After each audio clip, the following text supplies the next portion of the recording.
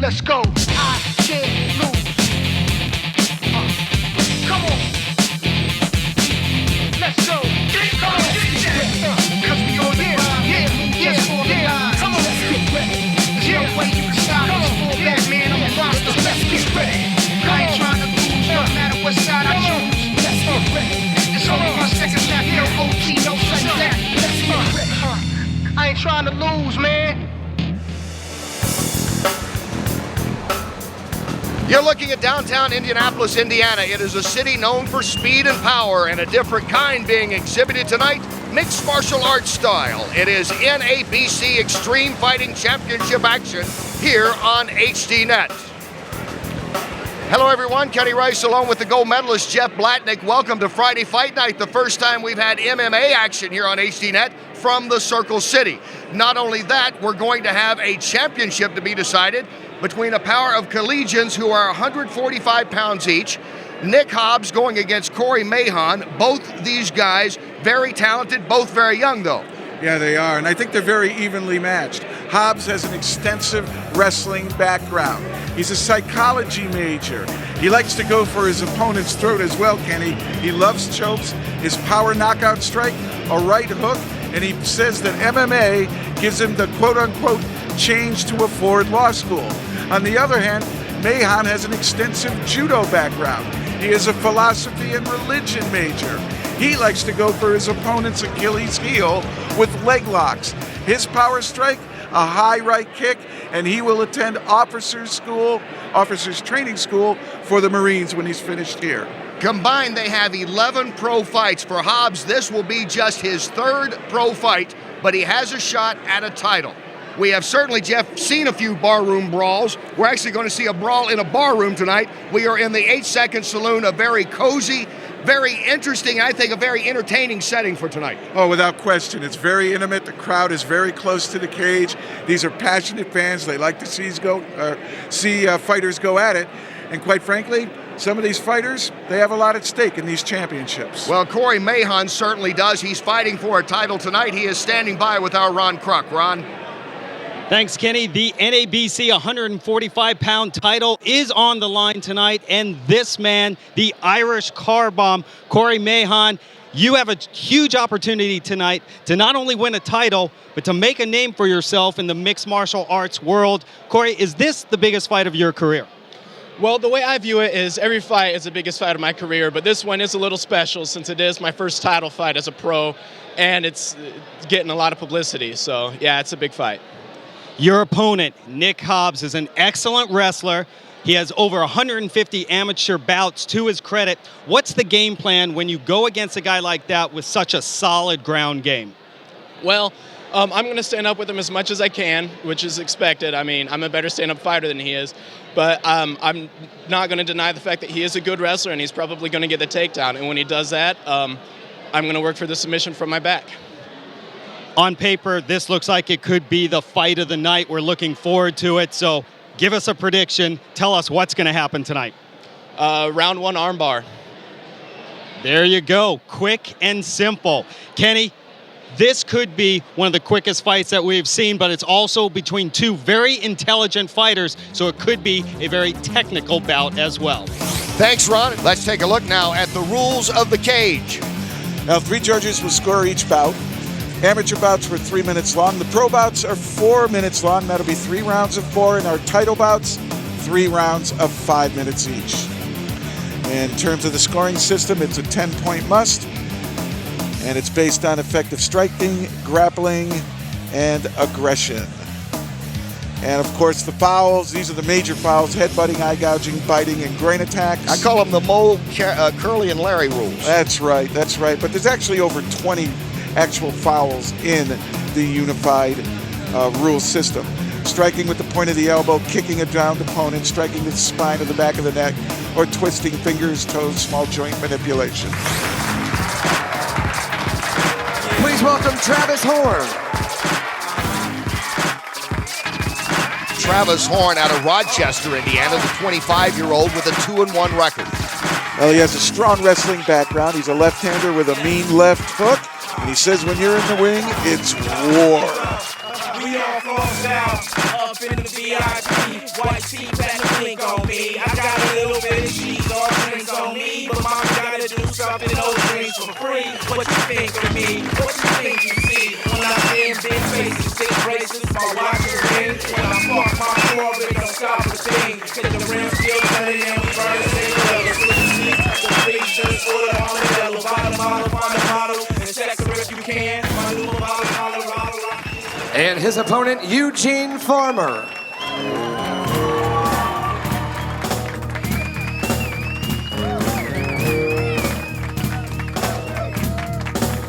His opponent is Eugene Farmer. He certainly has the experience as much as almost anyone on the undercard, a 7-6 pro mark. A graduate of Ball State, a psychology major with a mean left hook, and he doesn't care whether the fight stays standing or on the ground.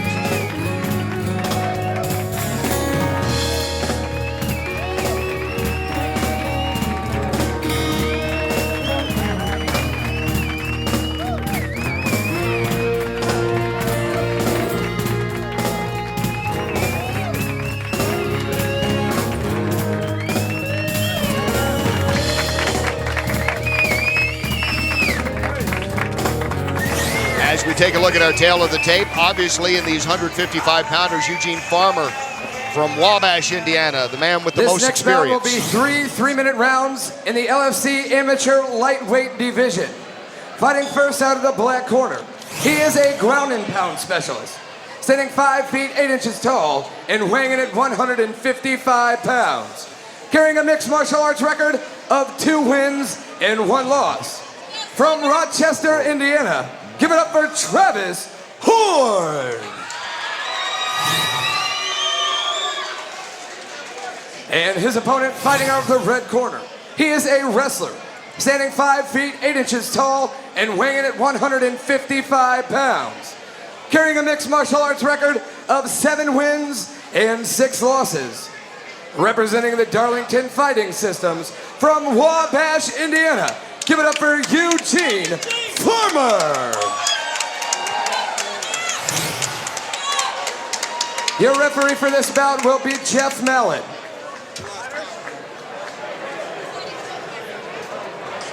Okay, gentlemen, we went over the rules in the back. I expect you to follow those rules. If I give you a command, I expect you to follow those. I want to remind you there are no strikes to the back of the head here. Is there any questions, sir? Is there any questions? Touch gloves, go back to your corners, be ready for my command. Here we go. It is scheduled for 3 4-minute rounds. Horn in the black and gold against Farmer in the red. Timekeeper, judge, judges. We're ready here at the 8-Second Saloon in Indy. And it's underway. Immediately you'll notice both are out there in a right-hand stance. Horn listed themselves as a left-hander. Horn with the slam to the ground, and Travis Horn goes on the attack first. Both have a wrestling background, but there you saw Horn with a pretty double leg. Able to convert, get right into side mount. See if he postures up and strikes down with this. It's a good position to try it from. Horn, a good wrestler at Rochester High School in Indiana, made it state qualifier a couple of times. He was telling Jeff Blatnick yesterday. Lots of fingers. Did some freestyle and Greco as well, so he's used to clinching, which is important in MMA. Says he likes the ground and pound, and that's exactly where he is. We'll see how Eugene Farmer on the bottom of it all right now can handle things. He is the man with the most experience.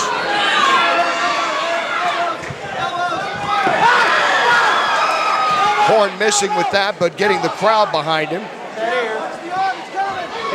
And now you see him trying to put the pressure down with that left forearm, trying to force it against the neck.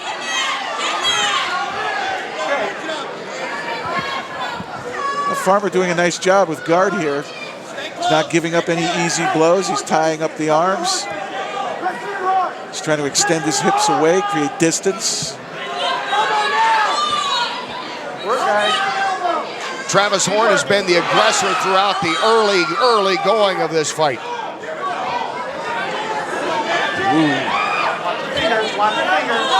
It's almost like fighting a windmill right now. I mean, he's swinging, but they have not been able to land. Triangle choke attempt. Let's see now if he's played into Eugene Farmer's strength. As Farmer, take a look at those ankles wrapped around the back of the neck there of Travis Horn. Horn stands out of it. Now he's trying to make sure he doesn't get caught in an arm bar here, Jeff. Yeah, that was also a potential there. Plus he was kicking up at the face, which you can do when you're on the ground. Triangle choke is in. And it's locked again, down. It is listen to the hometown crowd here of Tyler Bryan. They are sitting around us and cheering him on. He's the man on the bottom, and he's trying to get that choke going against Travis Horn. Well, if he can stack Farmer up, he could take some of the pressure off. Horn is trying to stand up, trying to find some leverage, and for the second time here in the first round, Eugene Farmer is going for the triangle. And pulling on the arm as well. He's working on an arm bar on that left hand, and look at the strength of Travis Horn to slam him to the ground. He's not getting out of that figure four, though. That thing is locked in tight, that triangle. I got to say one thing about Farmer. He works as a supervisor. That is it. Unbelievable. Eugene Farmer, thrown down early, was able to fight well from guard. And there you see him picking up his 8th professional victory. The experience paid off as Farmer chokes out Travis Horn here in the first round.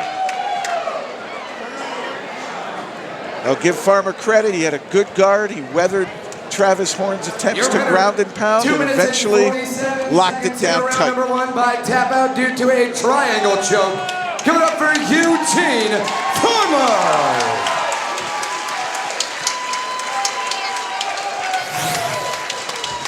As we take it. Good look here, Kenny, at this triangle. You notice he's grabbing his own foot. That's so that the triangle doesn't bust on that slam. And that takes a lot of energy out of you to pick that body up. And he keeps extending out, and that choke is very real. It may not look like much, but boy, does it drain you. And that's the tap out. You see the referee coming in and breaking him. Great job by Farmer. For your next bout of the evening, please welcome Chip Tate.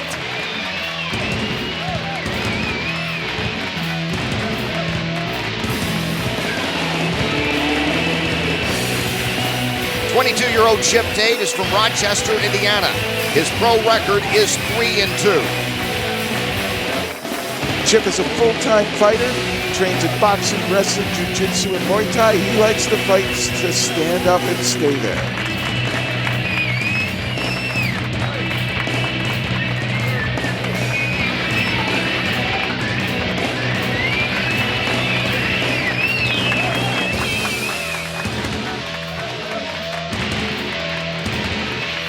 And his opponent, please welcome Matt Roland. Here's 30-year-old Matt Roland. Brings a lot of experience into this. He is 11-3 overall. Kickboxing, strong background in Kempo. His dad ran a gymnasium, and that's where he got started in mixed martial arts. Looked for the spinning backfish.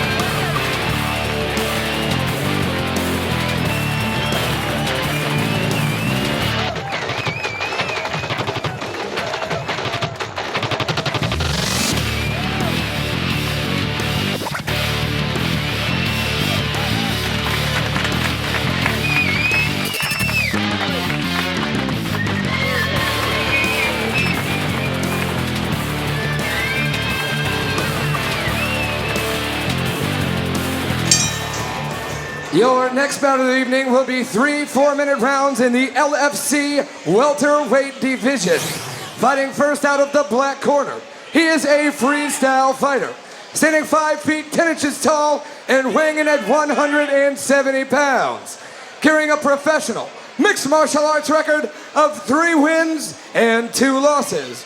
Representing Damage Incorporated from Rochester, Indiana, give it up for Chip Tate.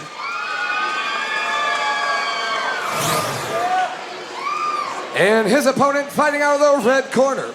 He is also a freestyle fighter, standing 6 feet 1 inches tall and weighing in at 170 pounds, carrying a professional mixed martial arts record of 11 wins and 3 losses. representing the Darlington Fighting Systems from Darlington, Indiana. Give it up for Maximus Matt Roland. Your referee for this bout will be Jeff Mellon. Okay, fighters, to the center. Okay, gentlemen, we went over the rules before. I expect you to follow those. If I give you a command, I expect you to obey those. Is there any questions in this corner? Any questions in this? Touch gloves, go back and ready for my command. There you look at Roland, who has a 3-inch height advantage, a slight reach edge as well on Chip Tate. Will that factor in between two guys that will probably stand up and swing? Judge, are we ready? When I talked to Tate, he says he's a stand-up fighter. He's right-handed, but he says the left hook is his weapon. Let's fight! And Matt Roland says he likes the spinning back fist as his knockout weapon. Scheduled for 3 4-minute rounds. Quickly, Tate's trying to take this to the mat. Good knees, good knees. And instead, he eats a knee and a fist from Roland. Good knees. Tate is tenacious, gets the single leg takedown. Okay, we're down. Gets rolled through, wasn't able to capitalize on bringing Roland to the ground. Roland able to take advantage of it. He's the one that winds up on top. Good strikes, guys, good He strikes. says he's doing this for his dad. His dad introduced him to Kempo karate, ran a gym when he was young. That started him on his martial arts career, which led him into mixed martial arts and fighting. Good punches. Has him right down in the corner, and he gives him a forearm as well and busts the nose of Chip Tate. Tate is having trouble. His face is beginning to look like steak tartare. And that's it. The fight is over. Matt Roland with the TKO here in the first. I want you to breathe, okay? Go ahead and take your mouthpiece out, son.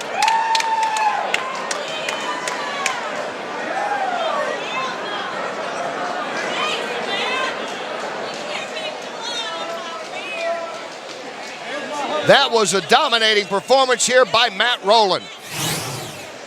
Well, his nickname is Maximus, and that's because he brought it all to bear right here. Full mount, raining blows down, and then the elbows. And elbows at close range, they do big damage, including cutting. Well, it started when Chip Tate wanted to get this fight to the ground. But Matt Roland was able, Jeff, to spin away from that and instead get the position on top, and that was all she wrote for Chip Tate. Yeah, it looked like Tate had the takedown, but he got rolled through, and when he got rolled through, he got mounted immediately, and then came the raining down blows. And you see that gash on the inside eyebrow of the left eye of Chip Tate. But Matt Roland, wow. He came to fight, and he came to finish. There you see Roland out of Darlington, Indiana, the 30-year-old who improves his record to 12-3. And just holding the head and then coming in with the elbows. Tate just didn't have an answer for that mount. Good job by the referee. There you look at Chip Tate, bloodied and battered, but he has been talking to the trainer, those that are attending to him now. The main thing is just try to get that cut contained. That's the damage. Yeah, he's not stunned or hurt bad. He's just cut bad. Well, Roland talked about his punching ability. We got to see it, even though it turned into the ground and pound game, not the stand-up fight that he would have enjoyed more. But the results are still the same. A dominating first round TKO here of Chip Tate. That's not the blood of Roland, by the way, that of his fallen opponent instead.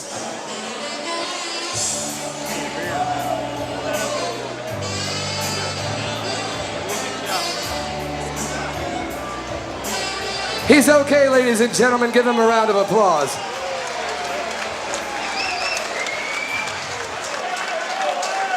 Well, that's going to require a few stitches as you look once again at Chip Tate. And well, in high definition, that kind of jumps out at you.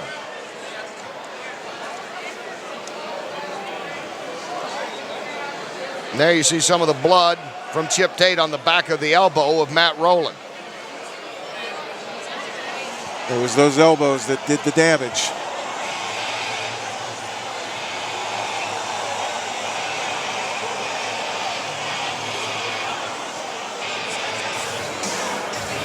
Well, Tate wanted to get it to the ground. He got it there, and it did not work. Let's get the time. 50 seconds into round number 1 by referee stoppage.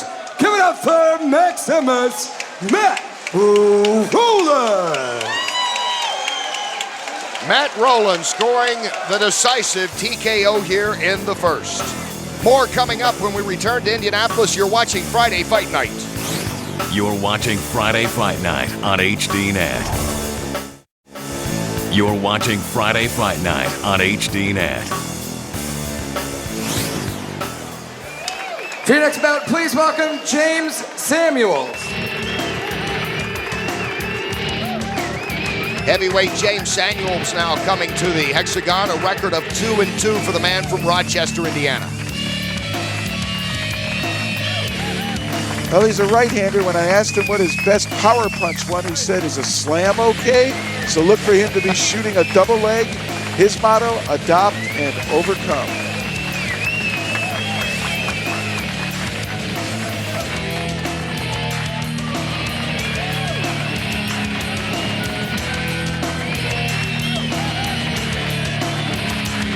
And his opponent, Dave Herman. Herman coming in an unblemished mark. He is 7-0 as an MMA pro. And this man has a terrific collegiate background, having competed at Indiana University, so he's a top-notch wrestler. Look for him to try to get a takedown, ground and pound.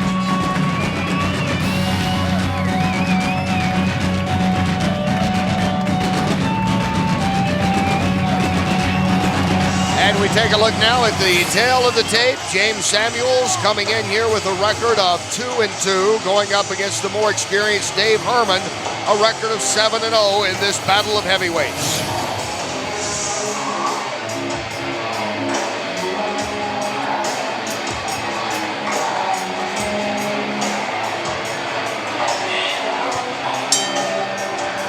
This next bout will be 3 4-minute rounds in the LFC heavyweight division.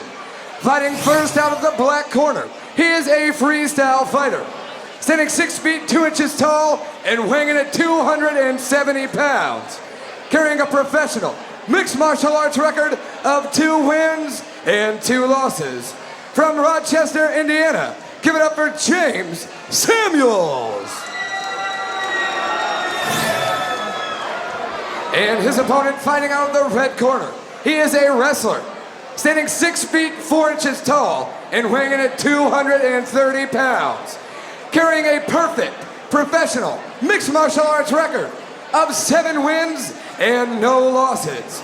Representing Damage Incorporated from Fort Wayne, Indiana, give it up for Dave Pee-wee Herman. Your referee in charge of this bout is Dave Stone.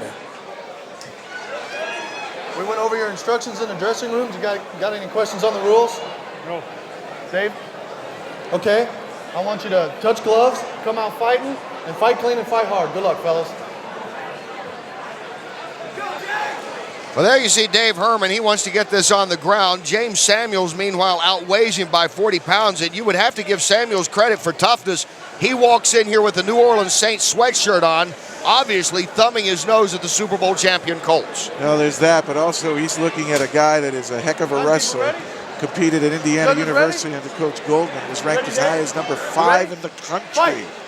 Samuels has a wrestling background, but I don't know if it's quite the same level as Herman's.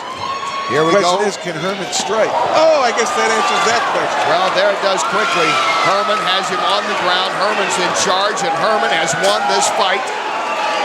In the 8-second saloon, we almost had an 8-second fight. I'll tell you what, the look in his eye as he was putting Samuels down. This guy, when he gets going, he is one intense individual. Dave Herman, if he trains and is disciplined at his training, wow. Well, let's take another look at it, and don't blink because you will have missed this fight and the big punch by Dave Herman that started it all. He actually flinched at that right hand by Samuels, but there, the right and then the left, and puts him right down. Couple of goodbye kisses right there to put him away. Oh, that right hand was a straight right hand down the middle. And I don't know if Samuels knew what he was getting into there. Well, it looked like it might be a little bit of a mismatch as they entered the ring, but I mean, just not looking, like this. Look at Dave. I mean, physically, look at this guy. 200 pounds. He's rock solid, and he can move. If he trains those hands, he's going to have the best of both standing and on the ground. He'll obviously need to learn submissions. Good to see James Samuels is standing up now as he suffers his third pro loss. Dave Herman going to 8-0 in his career. And let's get the official time from Jacob Stahl. Your winner, 11 seconds in round number 1 by way of knockout. Give it up for Dave Pee-wee Herman. So an 11-second knockout in the 8-second Saloon. Now let's go to Ron Kruk with an interview that will last much longer than the fight itself. Ron? Okay, thanks, Kenny. Dave Herman, 11-second knockout. What took you so long? I have no idea. You come in, we know you have a solid wrestling background, but now you can add a great, solid stand-up game to that as well. Talk about this fight. I came out, just wanted to work on my stand-up a little. I was hoping to get a little more work in, but can't really be upset with that. We remain undefeated. What's next for you? Hopefully I'll have another fight coming up soon, a couple weeks. All right, well, for next time you're on HDNET, can you give us a little more TV time? I hope so. All right. Dave, congratulations. Kenny, back to you. Thanks, Ron. He should be ready to fight again in a couple of weeks. This was just a nice little workout for him this afternoon. Well, he told me he's only been at this about 5 weeks. And already he's undefeated. And I tell you what, he has got a frame and some physical tools that with the right coaching and him giving a full commitment, wow, he could be up there. Coming up, the NABC 145-pound title. Nick Hobbs with a 2-0 record. Corey Mahon, a record of 8-1. Two collegians trying to go to graduate school here in the cage. You're watching Friday Fight Night on HDNET. You're watching Friday Fight Night on HDNET. Welcome back to Indianapolis. Not quite like the Brickyard, but a lovely setting here in downtown Indianapolis. You're looking at the White River Canal here in the Circle City, where the action's taking place in the hexagon of the 8-second Saloon, just north of that location. And coming up, the NABC 145-pound title on the line between Nick Hobbs and Corey Mahon. With more on that, let's go to Ron. Thanks, Kenny. Corey Mahon and Nick Hobbs are two of the sport's rising superstars, but they're also two of the most intelligent fighters you'll meet.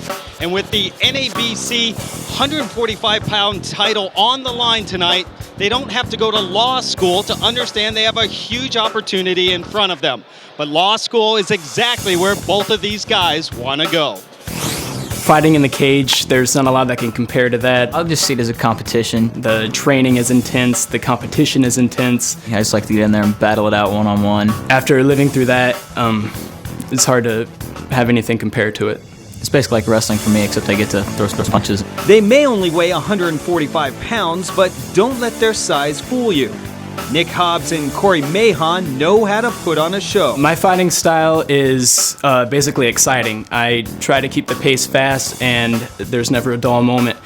Traditionally, I'm ground and pound, but for the last 2 years I've been doing this. I've been working on my stand-up, so that's constantly improving. My takedowns are pretty good, obviously wrestling, and my boxing's coming along quite a ways from when I started. I'm pretty good on my feet now. Hobbs has only 2 professional MMA bouts, both wins, but that doesn't mean he's new to competition.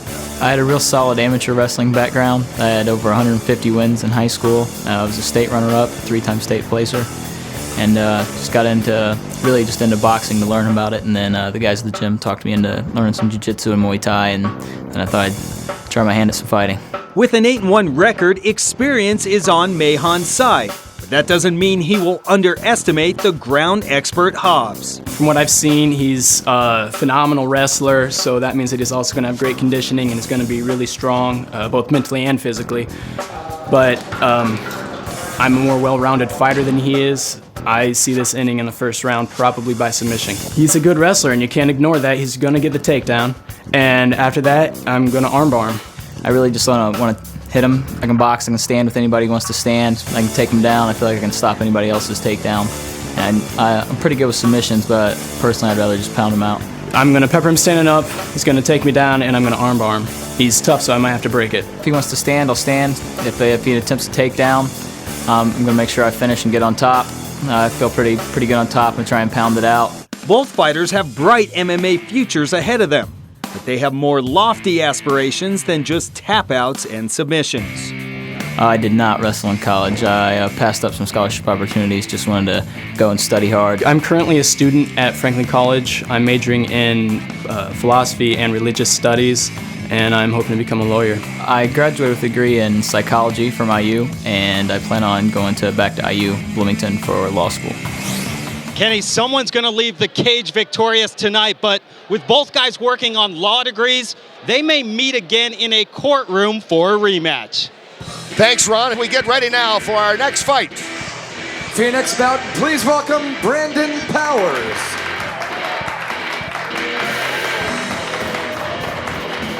Making his way to the hexagon now is Brandon Powers. This is his second pro fight. The man from San Diego, California, now fighting out of Indy, is 1-0.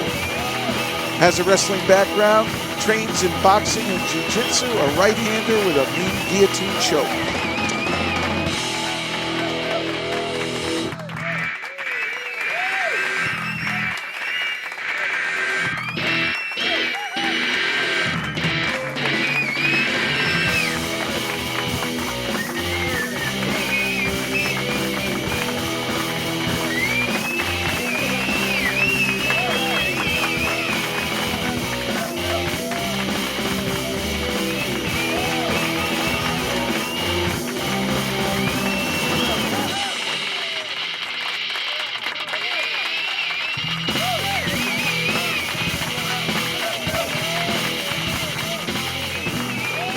Please welcome Pat Jenkins.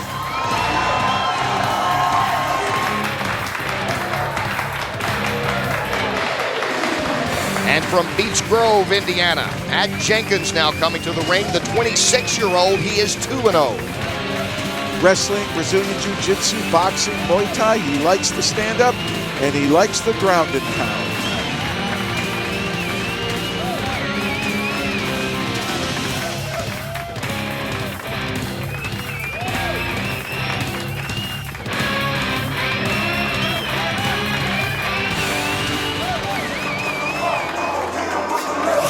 As we take a look at the tail of the tape, these 170-pounders, both unbeaten, both very young in their careers, collectively only 3 pro fights coming into this one in what looks like, on paper at least, could be an evenly matched bout.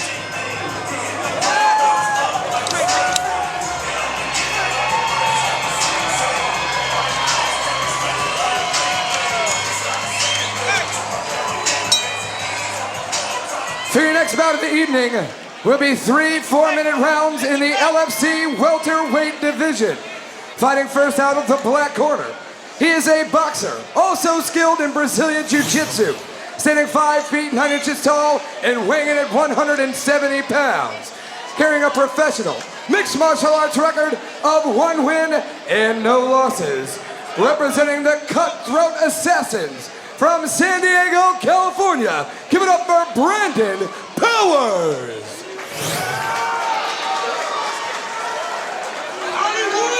And his opponent fighting out of the red corner, he is a freestyle fighter, standing 5 feet 11 inches tall and weighing in at 170 pounds. Carrying a professional mixed martial arts record of 2 wins and no losses. Representing team champion and Damage Incorporated from Beech Grove, Indiana. Give it up for Hollywood, Pat Jenkins. Your referee for this bout will be Jeff Mallett. Okay, fighters, come here, please. Okay, gentlemen, I know you know the rules. We've went over it. I expect you to follow those rules. If I give you a command, I expect you to obey that command. Is there any questions, sir? Is there any questions, sir? Go back to your corners and get ready for my command. Let's go, bro. Hey. You take a look at Pat Jenkins, 2-0, works for the Marion County Recorder's Office across the way. Used to be in California, now lives and trains here in Indy. Brandon Powers, scheduled for 3 4-minute rounds. Are you ready, sir? Both these fighters have a strong wrestling background from high school, but they're young. Let's see how they do it. Watch for Pat Jenkins. He does marathons and some triathlons as well, so I'd look to him to have pretty good shape. We're down. Good strikes. Good strikes. Powers getting against the fence, moving Jenkins there, trying to get some punches in. Brawling more than is Jenkins right now. Backhand. Jenkins now is on top of him. Nice backhand. And are they stopping this? Yeah, it was a backhand who flattened him. They stopped it and nailed him, and it's over. Pat Jenkins has won it with a knockout here in the first. They exchanged the flurry, but it was a spinning right back fist that caught him, and I think that's the blow that put him down. And Powers is still down. He raised up for about that long and then went right back down, and Pat Jenkins, a dominating performance here, and once again, the old 8-second saloon, we barely make it past that time. And here we go now, there it was. Yeah, he's out. Just relax, man. There was the backhand there, the right hand spinning back fist. You're right, Jeff. He backhanded him. I'm going to backhand you. You've heard that. Well, that's how effective it can be. If you catch the man at the right time, any blow can knock you down. He was knocked out as he was going down. And he is still on the canvas as you look at Pat Jenkins from Beech Grove, Indiana, dominating performance here. Making very short work of Brandon Powers. As you look at Powers, kind of tells a lot there, but it's good to see at least now he is responding. Well, sometimes you get stunned, and a backhand is very unconventional in boxing. You don't see too many. In fact, I think it's illegal to backhand a guy in boxing. So, he just got caught when he didn't expect it, and it put him right down. There was enough power on it to hurt him. So Pat Jenkins scoring his first knockout and picking up his third victory in as many tries. Meanwhile, Brandon Powers is still on the ground and is talking, always a good sign, with the trainer administering to him. Well, I like that they're taking their time and they're making sure that the fighter is all right before they move him. Here's the knockout. Right there. Bang. And you can see he's falling like a tree. He is out at that moment. Got light? Got light? Well, you mentioned about taking your time in this situation in terms of making sure he's okay, able to stand up. As you take one more look at Pat Jenkins recording his first pro knockout here tonight.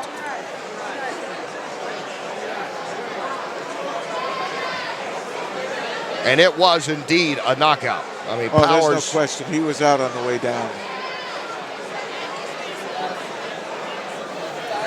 Being attended to here. To the credit of referee Jeff Mallett, he picked up on it quickly as Jenkins instinctively was moving in to finish this off. But Powers was already down, and here it is. Yeah, you got to give Jeff Mallett a lot of credit right there. And boy, it didn't look like it really twisted his head or anything, but boy, that impact just made him fall like a tree. You see Mallett there stopping the punching of Jenkins. No more. It was over and done with. Good job by the referee. And we'll be back with more. You're watching Friday Fight Night on HDNET. You're watching Friday Fight Night on HDNET. Go inside. It's over. Right here. It's over. The struggle and the glory. His face is beginning to look like steak tartare. As host Kenny Rice and boxer will break down America's fastest growing sport. Inside MMA. Friday night at 9:30 Eastern on HDNET. You're watching Friday Fight Night on HDNET. Welcome back. You're watching Friday Fight Night here on HDNET. Coming to you from the 8-Second Saloon, it's NABC Extreme Fighting Championship action from Indianapolis. It was a vicious backhand by Pat Jenkins early in this first round that knocked out Brandon Powers. And now, as you can see, paramedics are carrying him off on a board. We need to let you know, though, he is conscious. He was talking. He was moving his arms around. I think this is more for precaution. He just didn't seem right. He wasn't able to get up. And when they did that flashlight test, pupils didn't seem to dilate very much either. So he might have just been hit the right way, or I'm just happy that they're taking good care of him. And certainly our best prayers. wishes to Brandon Powers. This was his second pro fight tonight. Yeah, you see his arms moving there. He's communicating with the people all around him. Eyes are wide open right now as well. But hey, Pat Jenkins did what he needed to do. Went out there, mixed it up, caught him with a backhand. And now let's get the official time on Jenkins' victory. And once again, go back to ring announcer Jacob Staller. All right, ladies and gentlemen, let's make this official. Your winner, 22 seconds in round number 1 by way of knockout. Give it up for Hollywood, Pat Jenkins.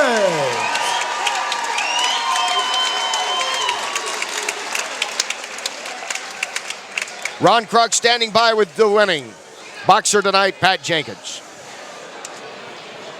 Pat Jenkins taking care of business quickly tonight. Tell us how you finished this fight. Knockout, obviously everybody's seen what happened. It's just the training you go through, the good workout partners you have at Modern Gladiator Gym. That's it. Let's take a look at the replay. It looked like you connected with a strike and then followed it up with the spinning backhand. Take a look at the replay and talk us through this. Well, I think we already missed it.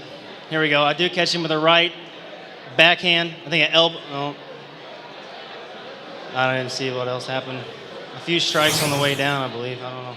And that's all it took. I know you're a hometown favorite here. How's it feel to get a win in front of the hometown fans? This feels great. Family, friends here. Just want to say thanks. Scott McCorkle, Dana, Scott Sims, everybody, all the fans that come out here to make this happen. You guys are what makes this happen. Thank you. Nice job. Okay, Kenny, back to you at cage side. Thanks, Ron. And it was the MMA fighting Jenkins who was a boxer tonight. It was punches that did end Brandon Powers just 22 seconds into this fight. You're watching Friday Fight Night on HDNET. You're watching Friday Fight Night on HDNET. Welcome back. You're watching Friday Fight Night here on HDNET. Coming to you from the 8-Second Saloon, it's NABC Extreme Fighting Championship action from Indianapolis. We get ready now for our next fight. For your next bout, please welcome Kirk Birchum. Here's Kirk Birchum from Frankfort, Ohio, 25 years old. He is 4-3 in his career.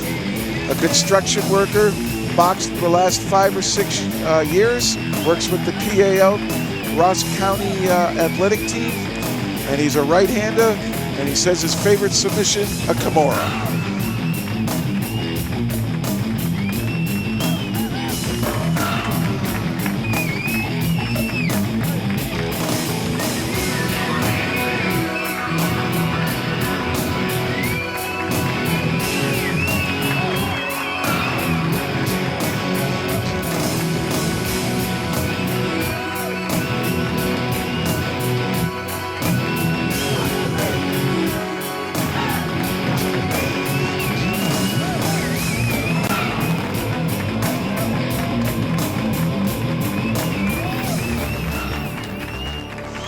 And his opponent, please welcome Dustin Neace. Youngster from Whiteland, Indiana. Dustin Neace, 20 years old, 11-8-1 as a pro. He won the North American Grappling Association 153 under championship. He's no stranger to ground fighting. When I asked him about his favorite knockout, he says the high kick.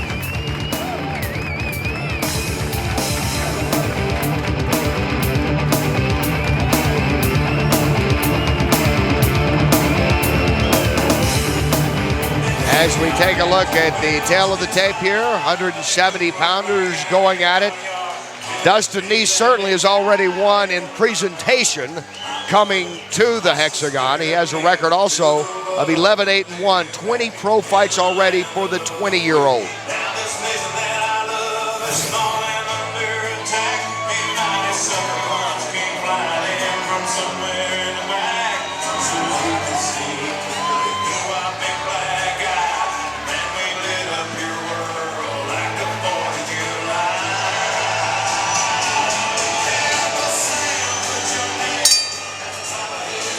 For your next bout of the evening will be 3 4-minute rounds in the LFC welterweight division. Fighting first out of the black corner, he is a freestyle fighter, standing 5 feet 10 inches tall and weighing in at 170 pounds, carrying a professional mixed martial arts record of 4 wins and 3 losses. From Frankfort, Ohio, give it up for Kirk Birchum. And his opponent fighting out of the red corner, he is a freestyle fighter, standing 5 feet 9 inches tall and weighing in at 170 pounds, carrying a professional mixed martial arts record of 11 wins, 8 losses, and 1 draw. Representing Damage Incorporated from Whiteland, Indiana, give it up for Dustin, the Beast Neace. Your referee in charge of this bout is Jeff Mallett. Okay, fighters, come to the center. Okay, gentlemen, we went over the rules earlier. I expect you to follow those rules. If I give you a command, I expect you to obey them. Is there any questions here? Any questions? I want you to touch gloves and go back and wait for my command.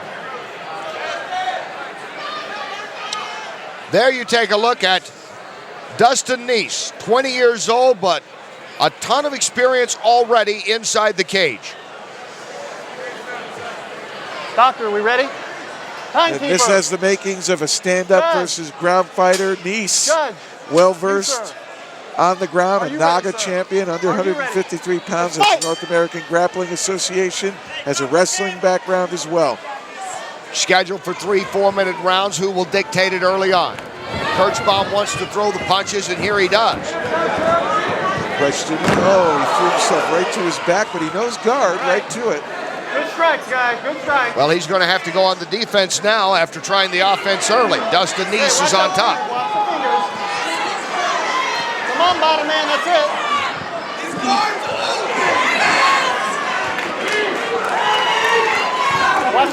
Neace throwing punches, not landing punches, though, so far. That's right, touch that ear, touch that ear. Now he'll get a few in on the side, make some contact. Watch the spine. Watch the spine, Dustin. Good strikes. Some punches landing now. Neace is able to get punches to the side of Kirk Birchum's head. Birchum. Neace can help himself putting the right knee in the midsection of Birchum, and that would steady him. Allow him to go ahead and get vertical and rain punches down. As if he heard you right on cue, Jeff. Right. Knee on belly, Neace, work the pass to full. Okay, come on, gentlemen. You can hear the corner of Dustin Neace, perhaps, saying, try to pass that guard. And putting the knee in the belly is halfway to pass him. He's throwing the punches now. About 1 out of 3 is getting in there. Kirk Birchum, though, still doing a good job covering up. Now, this isn't his strength, though. What he'd like to do is try to turn his head towards the center of the cage, and he's in trouble now. He's giving up the back. Well, there he turns his back to him, and the referee moves in, and that is it. That is it. How you doing, bud? Kirk Birchum turned away. Dustin Neace wins this on the ref stoppage. So Dustin Neace, the 20-year-old in his 21st pro fight, picking up his 12th victory as you look at Neace with a good crowd support here from Whiteland, Indiana. I give him a lot of credit. I mean, he tried stand up a little bit, but it seemed instinct took over. He got close, able to finish the takedown, and he wins it. Ladies and gentlemen, your winner, 1 minute and 49 seconds in round number 1 by way of knockout. Give it up for Dustin, the Beast Neace. So Dustin Neace with a solid performance tonight to get the win over Kirk Birchum. And he's standing by now with Ron Kruk. Ron? No, you're good. Okay, Kenny, Dustin Neace, you came out, you really dictated the tempo. It looked like you wanted to work on your stand-up a little bit, but then you took him down and got the job done on the mat. Tell us about it. Man, I just got him over to the side here, worked a little bit of ground on him, so I didn't do my best job. I was out of shape, so I'm ready to come in next time in shape. Well, this is like already your 10th fight this year. You have been very active.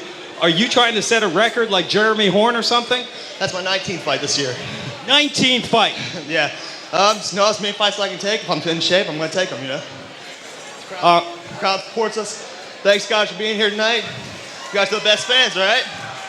Got to ask you about the Gladiator helmet walking in. You definitely got style points for that.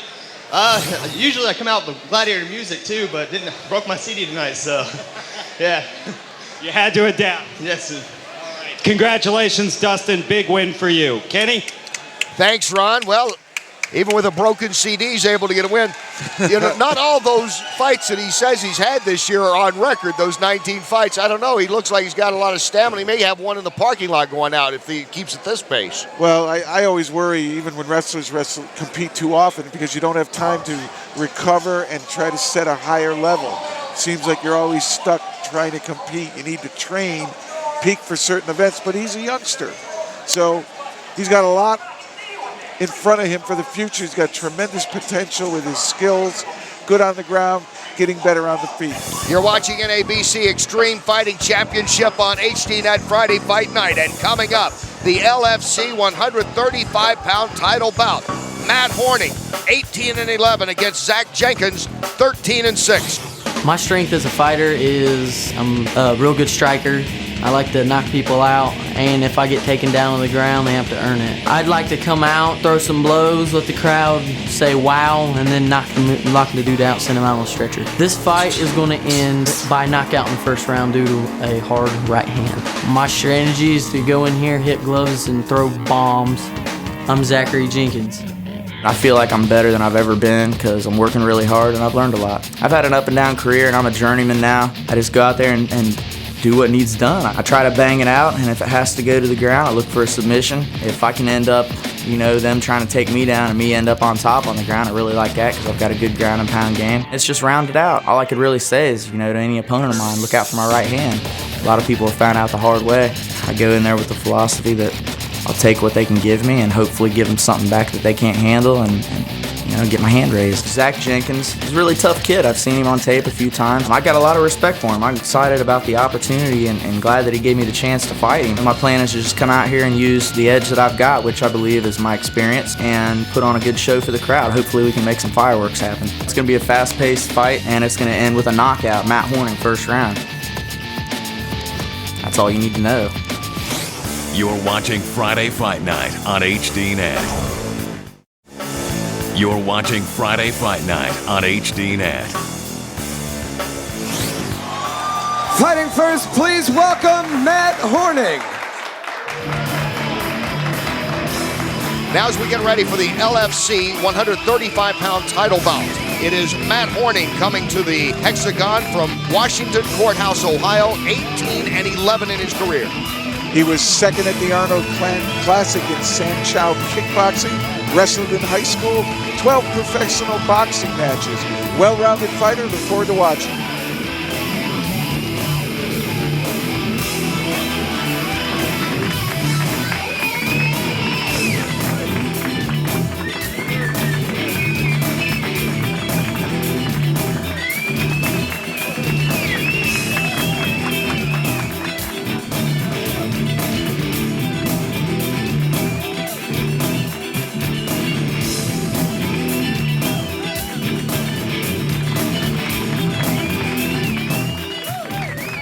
And his opponent, Zach Jenkins.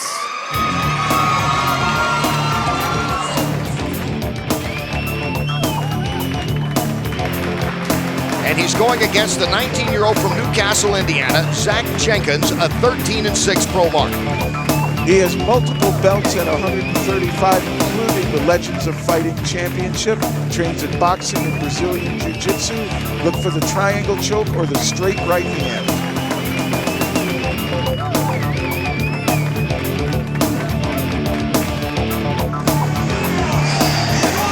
And now we take a look at the tail of the tape. 135-pounders fighting for the title. Matt Horning, 30 years old, 29 professional fights. Zach Jenkins, just 19. He's got a belt and a 13-6 record.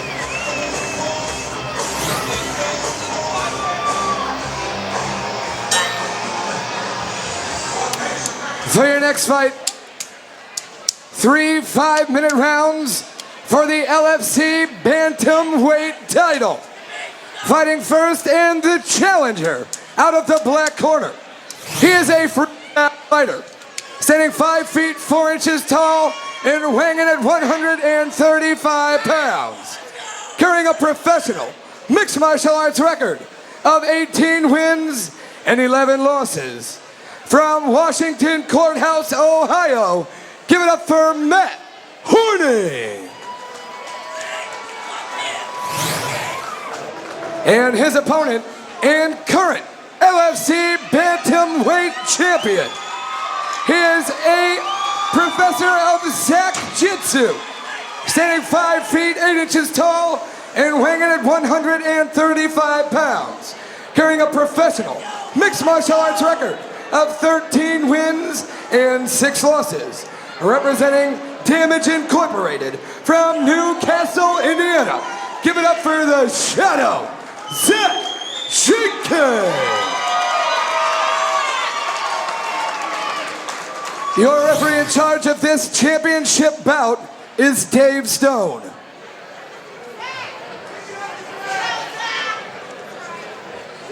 You got your instructions in the dressing room? You guys have any questions on the rules? No. Protect yourself at all times. Touch gloves and come out fighting. Good luck. And here he is, the champion at only 19, Zach Jenkins, putting his bantamweight belt on the line against Matt Horning. Both these fighters predicting first round knockouts. Something has to give here. It's scheduled for 3 5-minute rounds in this title bout. Horning likes to go to the body, then the head, and double up on his hooks, as does Jenkins. He likes the left hook in particular. Both have a wrestling background. Jenkins slams Horning to the mat. Now Jenkins, with that 4-inch height advantage, has the reach on him. Headlock. Common position in judo and wrestling here. Jenkins saying he's definitely going to keep this belt. That's his prediction. And unlike wrestling, you don't need to have an arm in that lock. You can just grab the head. Working on the headlock, but spinning out of that. Horning's out now. Now Horning will try to go to work, using his knees. A couple landed guillotine choke in the inner thigh, but trying to work out a guillotine choke here is the champ, Zach Jenkins. Horning will have none of that. And a triangle choke is what Jenkins says is his favorite submission. Misses on that up kick, did the champion Jenkins, and now the challenger Horning is saying, let's stand up. Well, if he wants it to stand up, he should just back away and the ref will force him to start again on their feet as he does. Let's see if Horning can take advantage of that now. Again, he does not have the reach advantage. Big swing and a miss. Looks like they're going for the one-punch knockout here. Well, they both predicted those knockouts. There's a knee by Jenkins. Jenkins now has Horning right in front of us in the cage here. Now, Horning being 30, Jenkins being 19, I would tend to think the youth has the advantage in terms of energy. Both hold multiple titles. back out into the middle of the ring. Who cares about Horning? He wanted to keep this standing up, but right now Jenkins is being more aggressive, and Jenkins swinging wildly and connecting. As did Horning there, caught the side of Jenkins' head and put him down.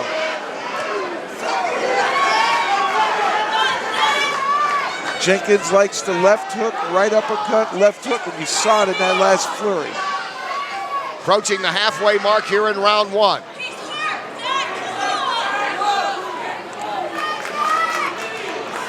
The welt on the left leg of Zach Jenkins shows how hard those leg kicks can have an effect. Meanwhile, Horning able to catch his breath here a bit. And now, Zach Jenkins, you see that welt on his left thigh. The recipient of a strong kick by Horning. Well, Jenkins just can't seem to posture up to be able to get vertical so he can rain blows down. Horning doing a nice job. He might get the referee to bring this back up, but now, yep, Jenkins had a moment, but unable to capitalize. Horning has been able to negate the height and reach advantage he's giving up to the champion, Zach Jenkins here. Jenkins in the black. Not able to get leverage right now. Trying to. This is where elbows are better. Punches tend to pull you off balance to the side. And now Dave Stone, the referee, will stand them back up. What can Horning do with this? Horning with a cut on his left eye. Blood coming from his left eye. Jenkins misses with the swing, but again, shoots in.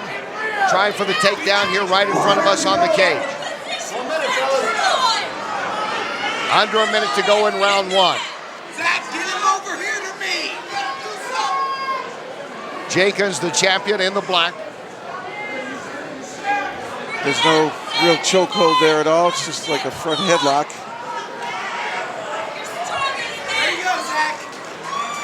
You're at half guard. Jenkins now in a position to work, and there's those elbows.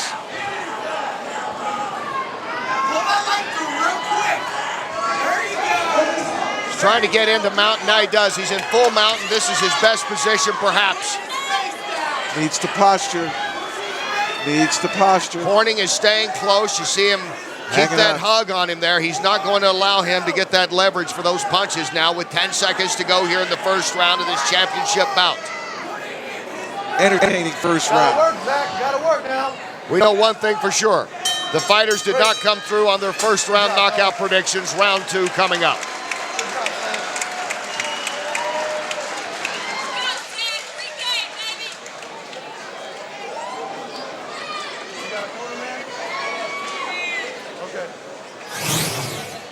Take a look at the opening flurry of punches here, thrown by Jenkins.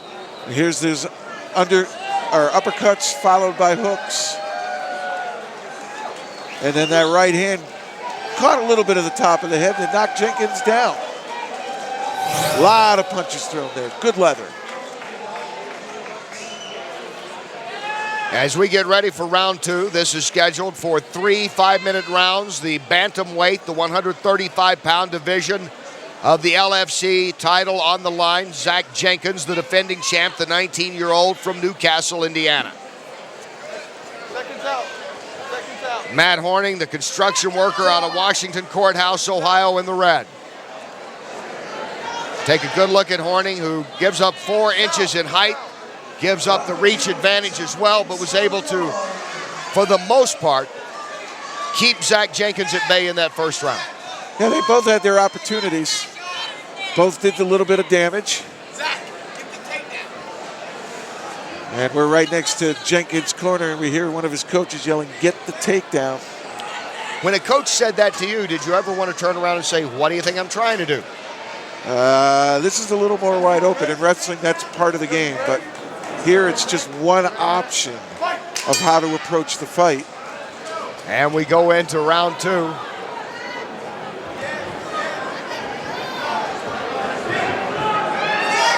Jenkins bluffing in, now shoots in there. Flying knee, missed. Horning able to get away. Horning does have that cut on the bridge of his nose, the upper left corner, between the nose and the eye.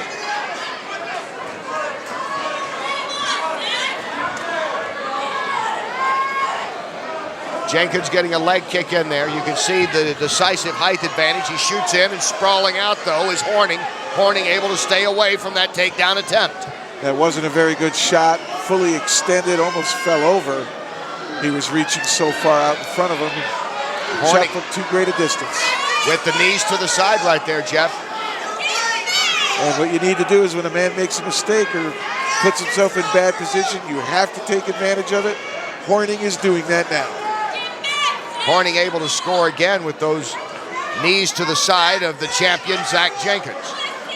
Side mount. And again, another knee and another knee. That will take its toll. Using wrestling here, this is just a way of holding a man on his back. Half Nelson. Control the far arm.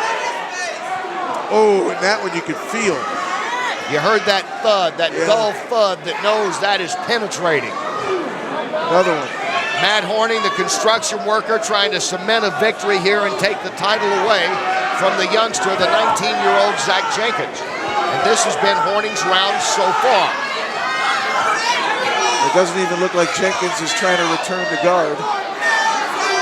And Horning continues to use the knees to the side. That has been his best strikes here in this round.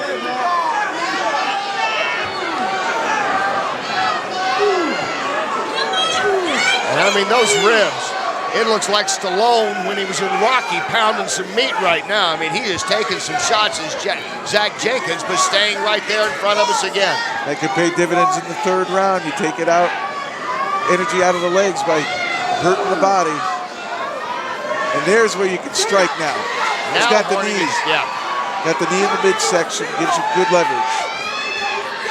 And here's that control position once again. Half with the far arm control. Strong second round here for the challenger, Matt Horning in the red. Remember, Jenkins put himself here in a bad shot. Well, his corner kept saying, get the takedown to start the round. He shot in.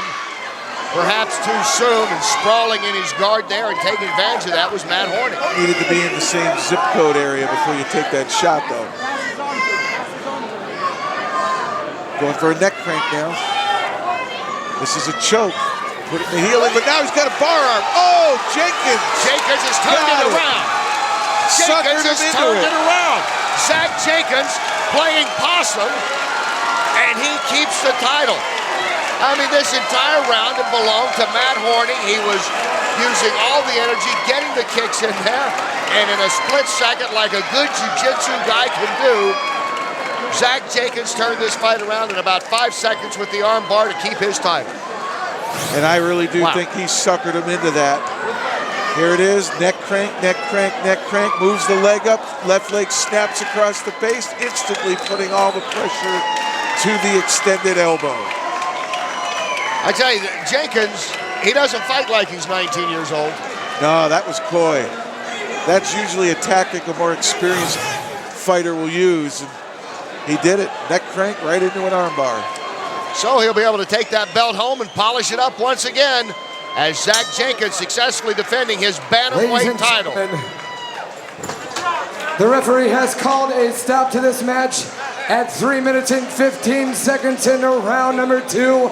By tap out due to an armbar, your winner and still the LFC Bantamweight Champion. Give it up for the Shadow, Zach Jenkins.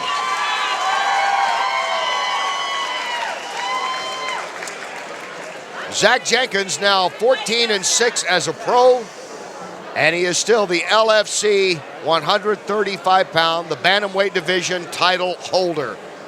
He has the belt still, and he's standing by with Ron. With the winner, Zach Jenkins. Textbook jiu-jitsu there. You were taking a beating, but you just held on, saw your opening, and then moved in with the armbar. Tell us about it. Well, I heard my cornerman Tristan Yunker. He said he's cheating the arm up, and he said to throw it across an arm bar.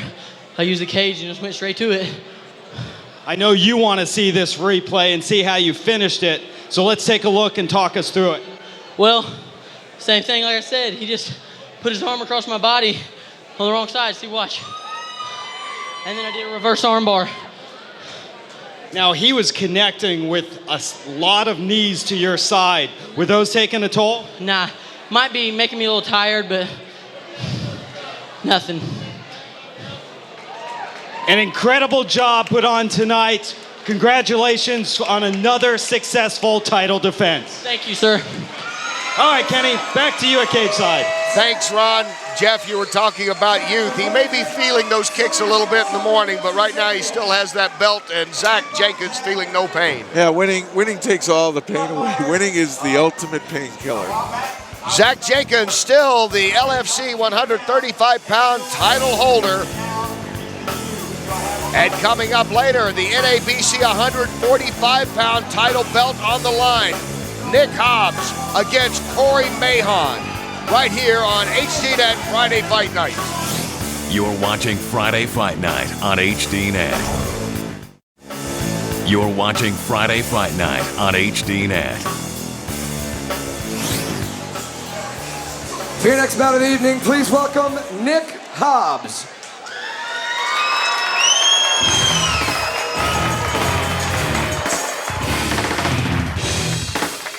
And we get ready now for the NABC 145-pound title bout.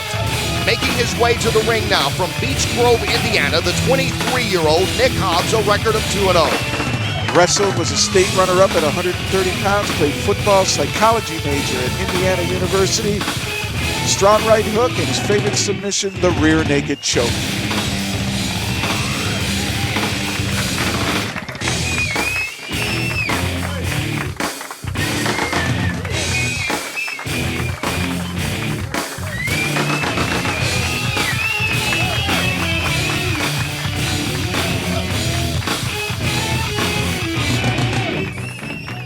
And his opponent, please welcome Corey Mahon.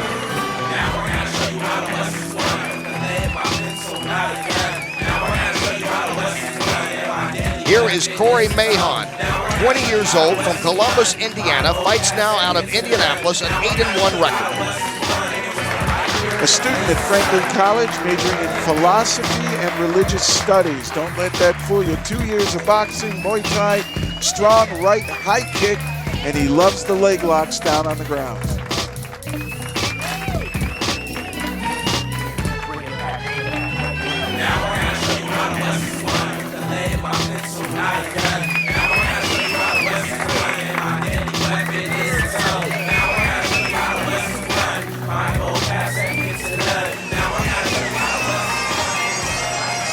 And we take a look now at the tail of the tape. These 145-pounders fighting for a title, a pair of guys in their 20s, both in college still, as Jeff talked about earlier. And what looks like a very evenly matched fight coming into this, even though obviously the experience edge at 8-1 goes to Corey Mahon.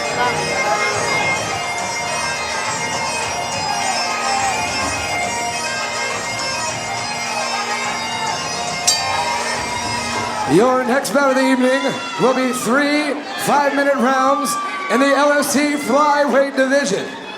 This fight is for the NABC flyweight title. Fighting first out of the black corner, he is a freestyle fighter, standing 5 feet 9 inches tall and weighing in at 145 pounds, carrying a professional mixed martial arts record of 2 wins and no losses. From Beech Grove, Indiana, give it up for Nick Hobbs.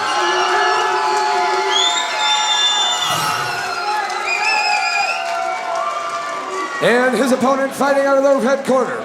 He is a freestyle fighter, standing 5 feet 8 inches tall and weighing in at 145 pounds, carrying a professional mixed martial arts record of 8 wins and 1 loss. Representing Damage Incorporated from Columbus, Indiana. Give it up for the Irish Car Bomb, Corey Mahon.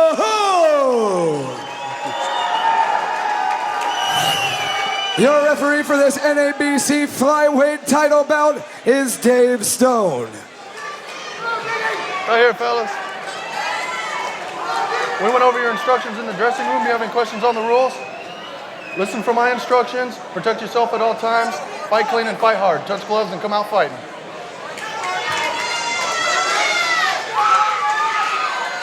It's scheduled for 3 5-minute rounds. The flyweight title, the 145-pound title up in this NABC title bout. There you look at Corey Mahon. Ready? Judges ready? Judges ready? You ready? It's going to be a great fight, Ken. It's going to be a great fight. Wrestling versus judo, psychology versus philosophy, right hook versus right high kick. And one wants to be a lawyer, the other an officer. Hobbs moves in quickly, and Mahon responds and tries to get him in a guillotine choke. Hobbs might have jumped into a situation he wants out of in a hurry. Look at Mahon work with that right arm, trying to choke him out here and slamming to the ground. Hobbs puts Mahon on his back, but Mahon is unrelenting, and it's over, and Mahon has won it. A simple guillotine choke right off the get-go. Give the double, take the choke. Corey Mahon with the flyweight belt. And it was that quick, and that's where we get into the experience. Only the third pro fight for Hobbs. He shoots in. Mahon takes advantage. Game, set, match. Title belongs to Corey Mahon.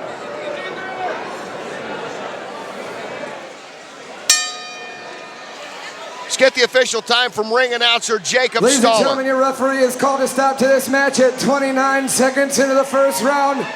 Your winner by tap out due to the Indiana special, the guillotine choke.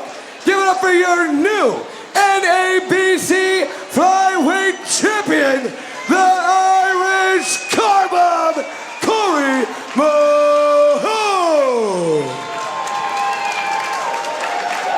Corey Mahon, 20 years old, a student at Franklin College, talked about his philosophy and religious studies, and Nick Hobbs never had a prayer when he goes in there head first and got caught in that guillotine. Yeah, he thought he had a good double going, but Mahon said, I got a guillotine going. And now standing by with the new champ, our own Ron Kruk. Ron.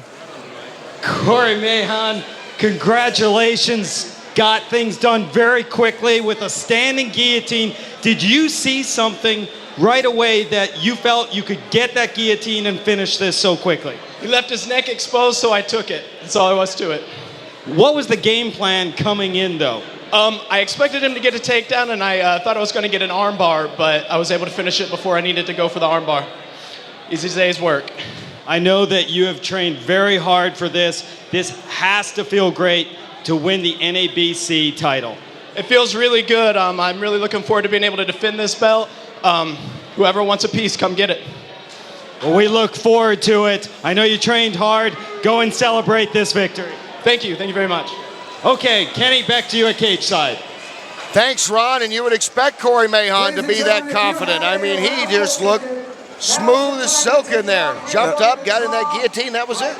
Well, he knew where he could be powerful. He knew he had an opportunity. He took it, and he worked it well. And Corey Mahon comes away with the title in the flyweight division of the NABC, and a remarkable performance tonight in what looked like was going to be a very well-placed title match. Yeah, I thought they were very evenly matched up, wrestler versus judo, but submissions are sneaky, and he kind of set it up. He gave up the double to go for the guillotine. And right here you can see right away, he knew. Hobbs knew he was in trouble. He let go of the double right away and tried to feel where he could try to get out of, and he couldn't get out of it. Mahon had it cinched tight.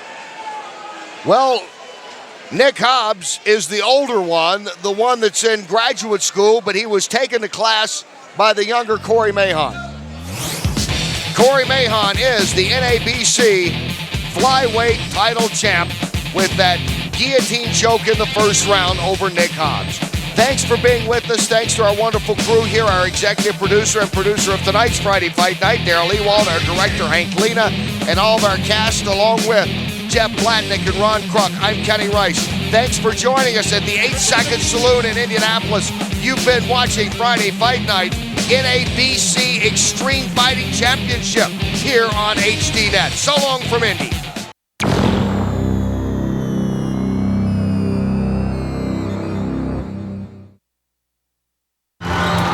Every fighter has a story of victory and loss. How will it end?